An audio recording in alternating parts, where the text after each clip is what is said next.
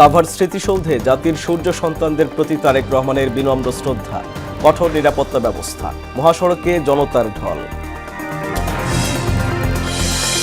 ১৯ বছর পর বাবার সমাধিতে তারেক রহমানের অশ্রুসিক্ত শ্রদ্ধা, তার নেতৃত্বে গণতান্ত্রিক রাষ্ট্র গড়ার প্রত্যয় মির্জা ফখরুলের। দীপু হত্যায় ৩০ ডিসেম্বর গণতান্ত্রিক মুক্তিজোটের লং মার্চ, স্বাধীনতা বিরোধী ট্যাগ দিয়ে জামায়াতকে থামানো যাবে না বললেন পরোয়ার। এবং দেশ জুড়ে শীতের দাপটে বিপর্যস্ত জনজীবন, বাড়ছে শীতজনিত রোগের প্রকোপ, ঘন কুয়াশায় চাঁদপুরে ২ লঞ্চের সংঘর্ষে ৪ জন নিহত।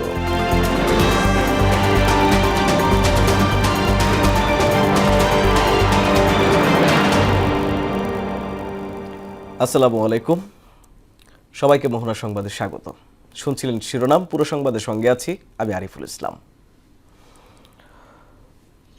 সাভার স্মৃতিসৌধে ৭১-এর শহীদ জাতির সূর্য সন্তানদের প্রতি বিনম্র শ্রদ্ধা জানিয়েছেন বিএনপির ভারপ্রাপ্ত চেয়ারম্যান তারেক রহমান। এর আগে পরিদর্শন বইয়ে স্বাক্ষর করেন তিনি। তার আগমনকে কেন্দ্র করে মহাসড়কে সাধারণ মানুষের ঢল নামে। পুলিশের পাশাপাশি র্যাব, বিজিবি ও বিভিন্ন গোয়েন্দা সংস্থার কঠোর নিরাপত্তার মধ্য দিয়ে তিনি স্মৃতিসৌধে পৌঁছান। এদিকে তারেক রহমানের পক্ষে রেওয়াজ অনুযায়ী শুক্রবার সূর্যাস্তের আগে জাতীয় স্মৃতিসৌধে শ্রদ্ধা জানান বিএনপির কেন্দ্রীয় নেতারা। এর আগে ১৯ বছর পর বাবার সমাধিতে যান বিএনপির ভারপ্রাপ্ত চেয়ারম্যান তারেক রহমান। শুক্রবার বাদ জুমা গুলশানের বাসা থেকে শেরেবাংলা নগরে জিয়া উদ্যানের উদ্দেশ্যে রওনা দেন তিনি। এ সময় পথে পথে নেতাকর্মীদের ঢল নামে। এর আগে শেরেবাংলা নগর এলাকা নিরাপত্তার চাদরে ঢেকে দেয় আইনশৃঙ্খলা বাহিনী। সমাধিতে পৌঁছে দলীয় নেতা কর্মীদের সঙ্গে নিয়ে ফুল দিয়ে শ্রদ্ধা জানান তারেক রহমান। পরে দোয়া ও ফাতেহা পাঠ শেষে কিছুক্ষণ নীরবে দাঁড়িয়ে থাকেন তিনি। হুমায়ুন কবিরের প্রতিবেদন। ২০০৬ সাল থেকে ২০২৫ কেটে গেছে ১৯ বছর। ইচ্ছে থাকার পরও বাবার কবরে আসতে পারেননি তারেক রহমান। তাই দেশে ফেরার পরের দিনে বাবার সমাধির উদ্দেশ্যে রওনা। তার আগমন ঘিরে জিয়া উদ্যান এলাকায় নেওয়া হয় কঠোর নিরাপত্তা ব্যবস্থা। দলের সিনিয়র নেতাদের নিয়ে পিতা সাবেক রাষ্ট্রপতি ও বিএনপির প্রতিষ্ঠাতা শহীদ প্রেসিডেন্ট জিয়াউর রহমানের কবর জিয়ারত করেন দলের ভারপ্রাপ্ত চেয়ারম্যান তারেক রহমান। পরে বাবার কবরের পাশে কিছুক্ষণ অশ্রুসিক্ত নয়নে দাঁড়িয়ে থাকেন তিনি।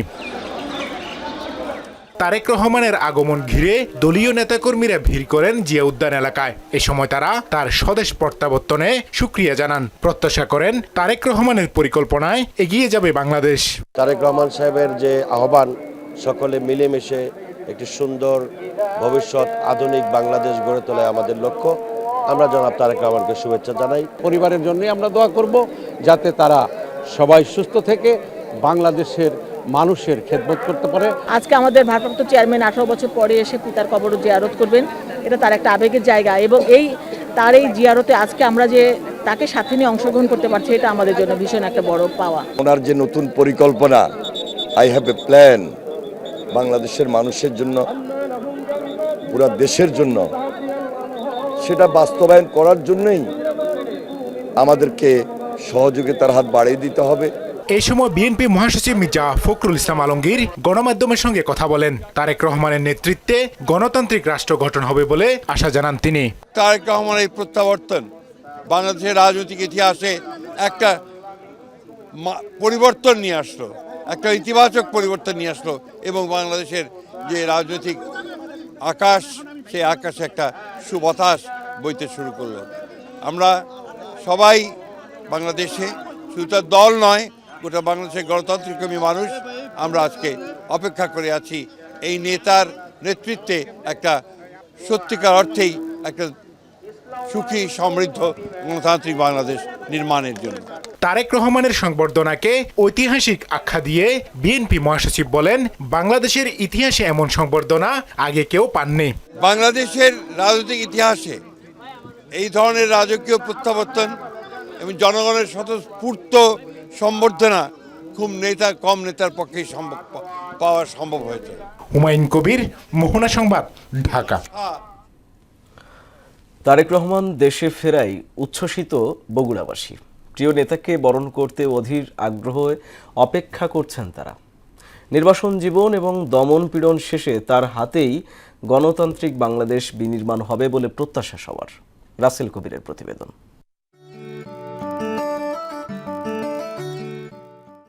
বগুড়া মানেই শহীদ জিয়া স্মৃতি আর তারেক রহমানের নারীর টান। তাই প্রিয় নেতা ফেরায় সূত্রাপুরের গ্রিন এস্টেট থেকে গাবতলের ধুলোমাখা মেঠোপথ সব সেজেছে নতুন রূপে। দীর্ঘদিন পর প্রিয় তারেক ভাইকে এক নজর দেখার নেশায় বুঁদ হয়ে আছেন সব বগুড়াবাসী। আমরা বগুড়ার মানুষ, আমরা তারেক জিয়া দেখার দিনে আমরা আকন্ত হয়ে আছি। তাই যদি এই বগুড়া শহরে আসে আমরা আরও খুশি হব। এই যে আমাদের ছেলে মেয়ে, আমরা তো ঢাকায় যেতে পারি নাই, তারেক রহমানের জন্য আমরা এখানে অপেক্ষায় আছি। বগুড়ার বাসী এবং বগুড়ার লোকের জন্য খুব আনন্দিত। এবার আমাদের বগুড়ায় আমাদের নেতা কতদিন আসবে বগুড়ায়, আমরা খুব খুশি। আমার দুটো পা এসে পড়ুক বগুড়ায়। তারেক রহমানের ফেরা কেবল একজন রাজনৈতিক নেতার ফেরা নয়, একটি নতুন যুগের সূচনা। এটা আমি রাজনৈতিক ফেরা হিসেবে দেখব না, এটা বৈষম্যমুক্ত ফেরা। সেই সাথে দেশ এবং আমরা উত্তরাঞ্চলের মানুষ যে দীর্ঘদিন ধরে বৈষম্য শিকার ছিলাম, বিশেষ করে বগুড়া, সেই বৈষম্য থেকে আমরা মুক্তি পাবো এবং দেশ ও আমরা উন্নত দিকে চলে যাব ইনশাল্লাহ।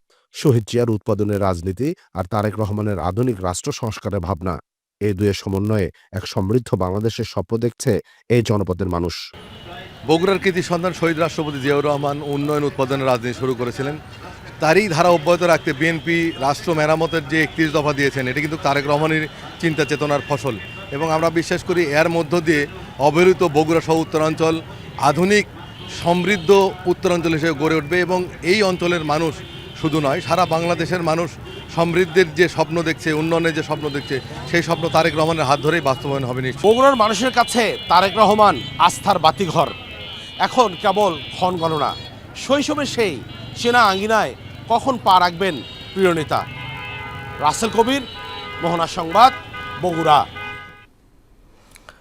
দীপু হত্যার প্রতিবাদে 30 ডিসেম্বর ময়মনসিংহের ভালুকা অভিমুখে লং মার্চ করবে গণতান্ত্রিক মুক্তিজোট।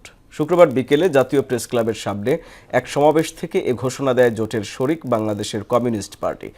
আইনশৃঙ্খলা পরিস্থিতির অবনতির দায় অন্তর্বর্তী সরকারকে দিয়ে জোটের নেতারা বলেন, নির্বাচন বানচাল করতে ষড়যন্ত্রের অংশ হিসেবে হত্যাকাণ্ড সংঘটিত হচ্ছে। আগামী 30 ডিসেম্বর এই দেশে আন্দোলনরত গার্মেন্টস শ্রমিক সংগঠনগুলো ওই দীপু দাসের হত্যাকাণ্ডের বিচার, খুনিদেরকে গ্রেপ্তার এবং বিচারের আওতায় আনার জন্য দাবিতে ঢাকার পল্টন থেকে ওই ভালুকা অভিমুখে একটা রোড মার্চ সংগঠিত করবে। সেই রোড মার্চে আপনাদের সকলকে অংশগ্রহণ করার আহ্বান জানাচ্ছি। বেকার ভাতার বদলে সবাইকে কাজ দেওয়ার প্রতিশ্রুতি দিলেন জামায়াতে ইসলামের আমির ডাক্তার শফিকুর রহমান। আর স্বাধীনতা বিরোধী রককাটা ট্যাগ দিয়ে তাদেরকে থামানো যাবে না বলে মন্তব্য করেছেন দলটির সেক্রেটারি জেনারেল মিয়া গোলাম পরোয়ার। শুক্রবার বাংলাদেশ চীন মৈত্রী সম্মেলন কেন্দ্রে ছাত্র শিবিরের কেন্দ্রীয় সদস্য সম্মেলনে যোগ দিয়ে তারা এসব কথা বলেন। আরো জানাচ্ছেন উষা ফেরদৌস। আমার ভাইয়ের রক্ত, হাদি ভাইয়ের রক্ত, শহীদদের রক্ত, আমরা সবাই হাদি হব। বাংলাদেশ ইসলামী ছাত্র শিবিরের সদ্য বিদায়ী সভাপতি জাহিদুল ইসলাম এভাবেই সব অন্যায় অবিচার রুখে দেওয়ার স্লোগান দেন। বলেন, আগামীর বাংলাদেশে তরুণ প্রজন্মের সমর্থন নিয়েই সরকার ক্ষমতায় যেতে হবে। বাংলাদেশে যারাই ক্ষমতা যাবেন এই প্রজন্মের পালসকে বুঝে, ছাত্র সমাজের পালসকে বুঝে, ছাত্র সমাজের সমর্থন নিয়ে তারপরে আপনাদেরকে ক্ষমতায় যেতে হবে। বাংলাদেশ চীন মৈত্রী সম্মেলন কেন্দ্রে অনুষ্ঠিত ইসলামী ছাত্র শিবিরের কেন্দ্রীয় সদস্য সম্মেলনে অংশ নিয়েছেন সারা দেশ থেকে আসা অন্তত 7,000 সদস্য। জামায়াতে ইসলামী শীর্ষ নেতা ছাড়াও উপস্থিত ছিলেন তুরস্ক, ফিলিস্তিন, মালয়েশিয়া, পাকিস্তান সহ বিভিন্ন দেশের আমন্ত্রিত অতিথিরা। এতে অংশ নিয়ে জামায়াতের সেক্রেটারি জেনারেল মিয়া গোলাম পরোয়ার বলেন, মিথ্যাচার ও অপপ্রচারের মাধ্যমে ছাত্র শিবিরকে থামিয়ে দেওয়ার অপচেষ্টা সফল হবে না। তারা ইসলামী ছাত্র শিবিরকে স্বাধীনতা বিরোধী বলেছে, রককাটা বলেছে, গুপ্ত বলেছে, কিন্তু প্রমাণ করেছে রাজনৈতিক পরিবর্তনের পর সত্য উদ্ভাসিত হয়েছে। 4টি পাবলিক বিশ্ববিদ্যালয় এবং জনগণ তাদেরকে প্রত্যাখ্যান করে প্রমাণ করেছে তোমাদের সব মিথ্যাচার মিথ্যাচার হচ্ছে, মিথ্যা, অসত্য, বিভ্রান্ত। প্রধান অতিথির বক্তব্যে জামায়াত ইসলামীর আমির ডাক্তার শফিকুর রহমান বলেন, বেকার ভাতা নয়, দক্ষ মানুষ তৈরি করতে চায় জামায়াত। আমরা আমাদের যুবকরা কারো কাছ থেকে বেকার ভাতা গ্রহণ করুক তা দেখতেও চাই না, শুনতেও চাই না। প্রতিটি যুবকের হাতকে দেশ গড়ার কারিগরের হাতে পরিণত করতে চাই, প্রত্যেকটি হাতে কাজ তুলে দিতে চাই। বেকার ভাতা নয়, বেকার ভাতার পরিবর্তে এরাই দেশে সকল ক্ষেত্রে বিপ্লব সাধন করবে। সম্মেলনের উদ্বোধন ঘোষণা করেন জুলাই অভ্যুত্থানে ঢাকার যাত্রাবাড়িতে শহীদ মুনতাসির আলিফের বাবা সৈয়দ গাজীউর রহমান। সে নিজের জীবন দিয়ে আমার সন্তান মোজারা আগ্রহ সন্তান জীবন দিয়ে তাদের এই সফলতা রক্ষা করে গেছে। সমাপনী অধিবেশনে গঠনতন্ত্র অনুযায়ী সারা দেশ থেকে আসা সদস্যদের ভোটের মাধ্যমে নুরুল ইসলাম সাদ্দামকে শিবিরের নতুন সভাপতি এবং সিবগাতুল্লাহ সিকবাকে সেক্রেটারি জেনারেল মনোনীত করা হয়েছে। উষা ফেরদৌস, মোহনা সংবাদ, ঢাকা। তারেক রহমানের ভোটার হতে আইনগত কোনো বাধা নেই বলে জানিয়েছেন নির্বাচন কমিশনার রহমানেল মাসুদ। শুক্রবার সকালে এই তথ্য নিশ্চিত করেন তিনি। বলেন, আইন অনুযায়ী নির্বাচন কমিশন যে কোনো সময় যে কাউকে ভোটার হিসেবে অন্তর্ভুক্ত করতে পারে। ইতোমধ্যেই কমিশন সব ধরনের প্রস্তুতি ও ব্যবস্থা গ্রহণ করেছে। পরিস্থিতি ও নিরাপত্তা বিবেচনায় ভোটার নিবন্ধনের পদ্ধতি চূড়ান্ত করার কথাও জানান তিনি। এর আগে বিএনপির পক্ষ থেকে জানানো হয় তারেক রহমান 27 ডিসেম্বর ভোটার হবেন। দেশের বিভিন্ন এলাকায় বেড়েছে শীতের দাপট। কুয়াশা আর ঠান্ডা বাতাসে কনকনে শীত অনুভূত হচ্ছে সারা দেশেই। তাপমাত্রা কমে যাওয়ায় সবচেয়ে বেশি বিপাকে খেটে খাওয়া নিম্ন আয়ের মানুষ। হাসপাতালে বেড়েছে শীতজনিত রোগীর চাপ। প্রতিনিধিদের পাঠানো তথ্য ও চিত্রে আরও জানাচ্ছেন সিফাত রহমান জেসি। হিমালয়ের কাছাকাছি অবস্থিত দিনাজপুরে বেড়েছে শীতের তীব্রতা। দিনভর ঘন কুয়াশায় ঢেকে আছে পুরো এলাকা। শীতের প্রকোপ বৃদ্ধি পাওয়ায় জনসাধারণের দুর্ভোগ বৃদ্ধি পেয়েছে। খুব ঠান্ডা, সকালবেলা আসতে দেরি হচ্ছে। তারপরে সকাল পথে কিছু পাওয়া যাচ্ছে না। শীতকাল, আমাদের কামাই একটু কম হচ্ছে। গরিব মানুষ, আমরা তো দিন না কর্ম করলে আমার ভাতে নেই। প্রচন্ড ঠান্ডা, ঠান্ডার কারণে আমরা গাড়ি ঘোড়া চালাইতে পারতেছি না। গেল কয়েকদিন ধরে লালমনিরহাটে সূর্যের দেখা নেই। ঘন কুয়াশার কারণে হেডলাইট জ্বালিয়ে চলাচল করছে যানবাহন। কনকনে শীতে কাঁপছে মানুষ। কুয়াশা আর ঠান্ডায় জবুথবু ছিন্নমূল মানুষেরা। তাদের মাঝে কম্বল বিতরণের কথা জানালেন জেলা প্রশাসক। আমরা এ পর্যন্ত ৯,৬০০ পিস কম্বল পেয়েছি। আমরা সকল উপজেলায় ভাগ করে দিয়েছি। ১৯০০, যেমন লালমনিরহাট সদরে ১৯০০, কালীগঞ্জে ২,০০০, এরকম জনসংখ্যার আমি প্রতি। উত্তরের জেলা নীলফামারীতে হঠাৎ করে জেঁকে বসেছে শীত। হিমেল হাওয়া ও কনকনে ঠান্ডার সঙ্গে ঘন কুয়াশায় বিপর্যস্ত হয়ে পড়েছে জেলার স্বাভাবিক জনজীবন। তীব্র শীত ও ঘন কুয়াশায় জবুথবু হয়ে পড়েছে গাইবান্ধার জনপদ। হাড় কাঁপানো ঠান্ডায় সাধারণ মানুষের স্বাভাবিক জীবনযাত্রা মারাত্মকভাবে ব্যাহত হচ্ছে। কর্ম নেই, কিছু নেই, কোনোটাই করে পাই না। শীততে যাবার পাই না। সকালবেলা কাজ কাম করতে পারি না, ঠান্ডা হাত সিস্টেম আগে। কাজ কাম তো করা না, বেলা দুপুর পর্যন্ত কুয়াশা বরাক পড়া। মৌলভীবাজারে তাপমাত্রা 10.4 থেকে 13 ডিগ্রির মধ্যে ওঠানামা করছে। কুয়াশায় ঢাকা পড়েছে কৃষিক্ষেত, রাস্তাঘাট ও গ্রামীণ জনপদ। প্রচুর ঠান্ডা আছে, শীত পড়ছে, এখন সকালবেলা কাস্টমার হয় না। এদিকে সিরাজগঞ্জে ঘন কুয়াশার কারণে ব্যাহত হচ্ছে সড়ক ও নৌ চলাচল। আবহাওয়াবিদ জানিয়েছেন, এই কুয়াশা আগামী 3 থেকে 4 দিন অব্যাহত থাকতে পারে। আজকে অনেকটাই কুয়াশা এবং সেই সাথে ঠান্ডা বাতাস। ঘন কুয়াশার কারণে রাস্তায় যাত্রী নাই, আমাদের সিএনজির কামাই কাজে কম, আমাদের এখন খুব কষ্ট আর কি। ঘন কুয়াশার কারণে আমাদের গাড়ি ব্যবসা নাই, গাড়ি আসতে চালাচ্ছে আর যাত্রীও নাই। শীতের কারণে কামাই কাজে করতে পারতেছি না। 4-5 দিনের কুয়াশা, ঘন কুয়াশা পড়ছে। শীত প্রকৃতিতে মুগ্ধতা ছড়ানোর পাশাপাশি এর কঠিন বাস্তবতা স্পর্শ করে ছিন্নমূল ও দরিদ্র মানুষের জীবনকে। সিফাত রহমান জেসি, মোহনা সংবাদ। এদিকে ঘন কুয়াশায় চাঁদপুরের মেঘনা নদীতে যাত্রীবাহী 2 লঞ্চের সংঘর্ষে 4 জন নিহত হয়েছেন। বৃহস্পতিবার দিবাগত রাত 2টার দিকে হাইমচর উপজেলা ও হরিণা এলাকার মাঝামাঝি স্থানে এ ঘটনা ঘটে। পরে দুর্ঘটনা কবলিত লঞ্চের হতাহত যাত্রীদের সদরঘাটে আনা হয়। সদরঘাট নৌথানার ইনচার্জ সোহাগ রানা জানান, লঞ্চে সংঘর্ষের ঘটনায় 4 জনের লাশ পাওয়া গেছে। আরও কয়েকজন আহত হয়েছেন। দুর্ঘটনার পর লঞ্চের যাত্রীদের মধ্যে আতঙ্ক ছড়িয়ে পড়ে। ইতোমধ্যে দুর্ঘটনার কারণ অনুসন্ধানে তদন্ত শুরু করেছে সংশ্লিষ্ট কর্তৃপক্ষ। ঘাতক লঞ্চটিকে জব্দ করেছে পুলিশ। টাঙ্গাইলের মির্জাপুরে ট্রাকের ধাক্কায় প্রাইভেট কার দুমড়ে মুচড়ে মা মেয়ে নিহত ও চালকসহ আরও 2 জন আহত হয়েছে। ঢাকা টাঙ্গাইল যমুনা সেতু মহাসড়কের টাঙ্গাইলের মির্জাপুর উপজেলার গোড়াই এলাকায় এ ঘটনা ঘটে। শুক্রবার সন্ধ্যা 6:30টার দিকে এ দুর্ঘটনা ঘটে। আহতদের হাসপাতালে ভর্তি করা হয়েছে। আইনি প্রক্রিয়া শেষে নিহতের লাশ পরিবারের কাছে হস্তান্তর করা হবে বলে জানিয়েছেন গোড়াই হাইওয়ে থানার ভারপ্রাপ্ত কর্মকর্তা। মিরপুর 2 নম্বর সেক্টরের D block plot flat owners welfare সোসাইটির উদ্যোগে আয়োজিত 3 দিনব্যাপী মিলন মেলার দ্বিতীয় দিন শুক্রবার রাতে আয়োজন করা হয় সঙ্গীতানুষ্ঠান। এতে গান পরিবেশন করেন খ্যাতিমান শিল্পীরা। উদ্যোক্তারা জানান, এই আয়োজন কেবল গানের অনুষ্ঠান নয়, এর মাধ্যমে মহল্লাবাসীর পরস্পরের সঙ্গে যোগাযোগ ও সুসম্পর্ক স্থাপনের সেতুবন্ধন রচনা করা হয়। প্রতি বছর এই আয়োজন অব্যাহত রাখার আশ্বাস দিয়ে সংশ্লিষ্ট সকলের সহযোগিতাও কামনা করেন তারা। সপ্তাহ ব্যবধানে রাজধানীর বাজারে কমতে শুরু করেছে সবজি তরকারির দাম। নতুন পণ্য বাজারে আসায় এরই মধ্যে কিছুটা কমেছে আলু পেঁয়াজের দাম। স্থিতিশীল রয়েছে ডিম মুরগির বাজার। দাম সহনশীল রাখতে বাজার মনিটরিং জোরদারের তাগিদ দিয়েছেন ক্রেতা বিক্রেতারা। সুরায়া মনির রিপোর্ট।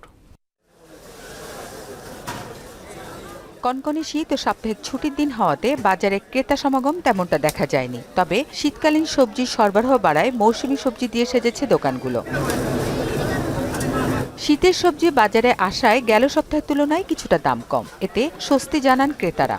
মোটামুটি কিছু কিছু নাগালের মধ্যে, কিছু কিছু নাগালের বাইরে। যেমন শসা মাঝখানে 150 টাকাও কিনলাম, আজকে তো 120 টাকা। সবজির দাম আগের থেকে মোটামুটি, এখন তো সিজন, এই সিজনের কারণে দাম মোটামুটি রিজনেবল অবস্থায় আছে। 2-3টা আইটেমের দাম একটু বেশি দেখা যাচ্ছে। সিমের বিচি নতুন উঠছে, ওটার দাম একটু বেশি। মটরশুঁটিটাও নতুন, ওটার দাম একটু বেশি। সব রকমের মাংস আগের দামেই বিক্রি হচ্ছে। আর মাছের দাম কিছুটা কমলেও বাড়তির দিকে শীতকালীন মাছের দর। শীতকালীন যে মাছগুলো আছে, যেমন শোল মাছ, টাকি মাছ, ওই দামগুলো একটু বেশি। আলুর দাম যেমন 20 টাকা কেজি, সে তুলনায় মাছের দাম তো অত কম না, অত বেশিও না। চিংড়ি মাছের দাম একটু কম, বোয়াল মাছ শীতের দিন তো বোয়াল মাছ, আইল মাছ একটু দাম বেশি। যদিও বিক্রেতারা বলছেন বাজারে পর্যাপ্ত মাছ আসায় দাম কমেছে। বর্ষার সিজন গেছে, সব জায়গায় মোটামুটি মাছ পাওয়া যায়, মাছের দাম একটু কম আছে। এদিকে স্থানীয়ভাবে উৎপাদিত নতুন পেঁয়াজ মিলছে 80 থেকে 120 টাকায়। ধীরে ধীরে দাম আরো কমতে পারে বলে জানান তারা। বাজার তদারকির দাবি ভোক্তাদের। সন্তুষ্ট না, আপনার ওই পাইকারি বাজারে একরকম বলে, খুচরা বাজারে এসে অনেক হাই হয়ে যায়। খুচরা বাজারে দেখা গেছে আমরা আনতে হয় না, 2-5 টাকা কেজিতে লাভ না করলে আমরা বাসা ভাড়া দিব কত। মাশাআল্লাহ পেঁয়াজের দাম ভালো কমছে, ঠিক আছে, আরো কমবে। পুরান পেঁয়াজের দাম বেশি, আর পেঁয়াজের নতুন পেঁয়াজ উঠছে, আর পেঁয়াজের দাম কমে গেছে। একটা দাম বাড়াতে হলেও কারো বলতে হয় না, আবার কমাতে হলেও আপনার করতে হয় না। এই সমস্যাটা আগেও ছিল, এখনো বর্তমানেও আছে, মনে হয় ভবিষ্যতেও থাকবে। শীঘ্রই দ্রব্যমূল্য নাগালের মধ্যে আসবে, এমনটাই প্রত্যাশা সাধারণ মানুষের। সুরাইয়া মুন্নি, মোহনা সংবাদ, ঢাকা। প্রতিদিন জীবনের ঝুঁকি নিয়ে ক্লাস করতে বাধ্য হচ্ছে বরগুনার পাথরঘাটা উপজেলার কাকচিরা ইউনিয়নের 131 নং হরিদ্রাস সরকারি প্রাথমিক বিদ্যালয়ের শিক্ষার্থীরা। 5 বছর আগে ভবনটি পরিত্যক্ত ঘোষণা করলেও নতুন ভবন নির্মাণে কোনো উদ্যোগ নেই কোনো খেলার মাঠ। সব জেনে ব্যবস্থার আশ্বাস দিলেন কর্তৃপক্ষ। সুমন মোল্লার প্রতিবেদন, জানাচ্ছেন তাহসিন তারিন।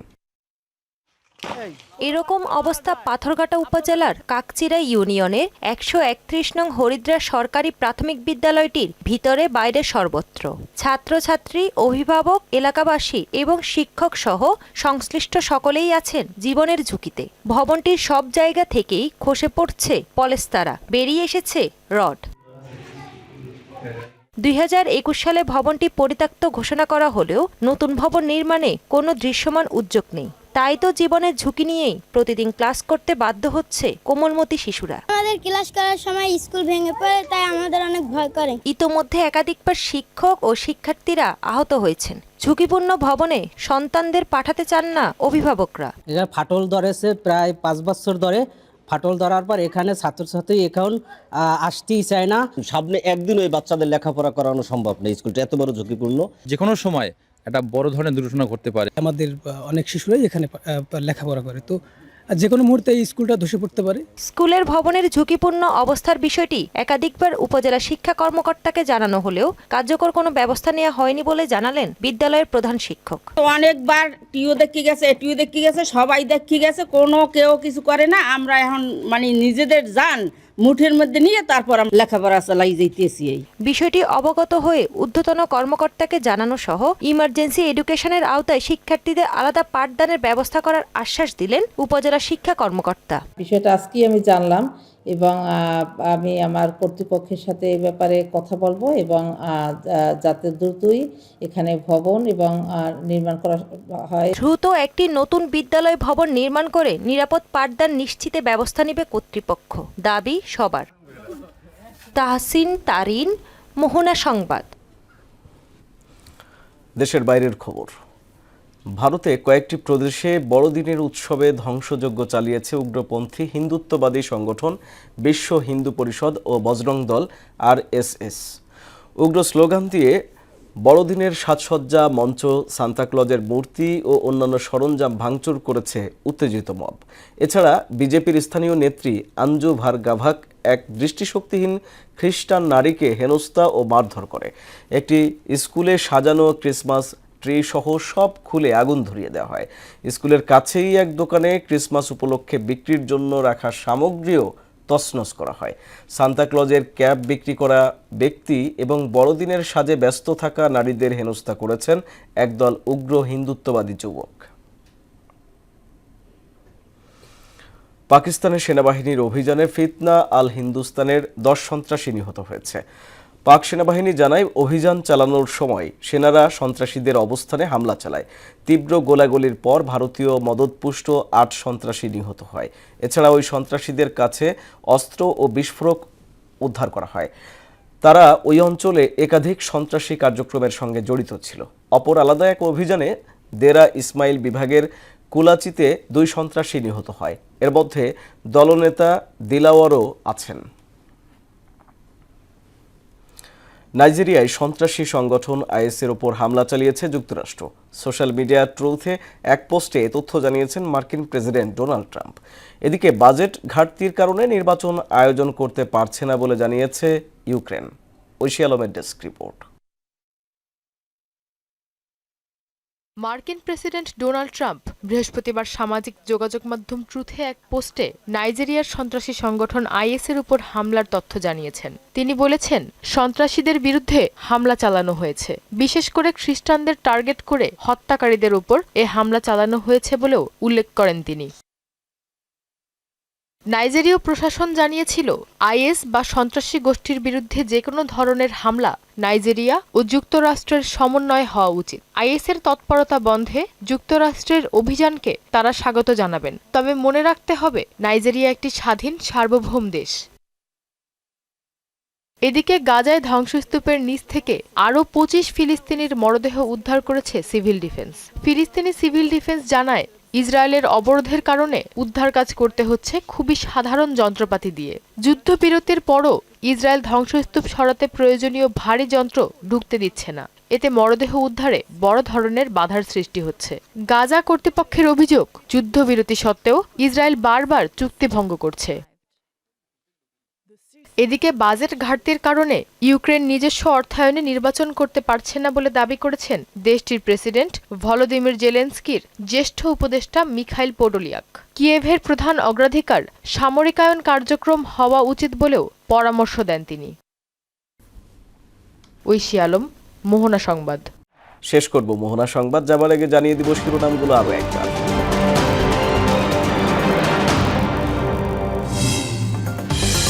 সাভার স্মৃতিসৌধে জাতির সূর্য সন্তানদের প্রতি তারেক রহমানের বিনম্র শ্রদ্ধা, কঠোর নিরাপত্তা ব্যবস্থা, মহাসড়কে জনতার ঢল। 19 বছর পর বাবার সমাধিতে তারেক রহমানের অশ্রুসিক্ত শ্রদ্ধা, তার নেতৃত্বে গণতান্ত্রিক রাষ্ট্র গড়ার প্রত্যয় মির্জা ফখরুলের। দীপু হত্যায় 30 ডিসেম্বর গণতান্ত্রিক মুক্তিজোটের লং মার্চ, স্বাধীনতা বিরোধী ট্যাগ দিয়ে জামায়াতকে থামানো যাবে না বললেন পরোয়ার।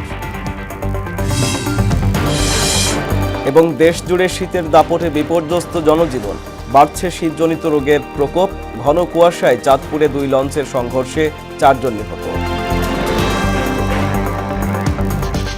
এই ছিল মোহনা সংবাদে। মোহনার সবশেষ খবর জানতে ভিজিট করুন www.mohana.tv। সংবাদ দেখতে পারেন ফেসবুক, ইউটিউবেও। এতক্ষণ সঙ্গে থাকার জন্য ধন্যবাদ সবাইকে।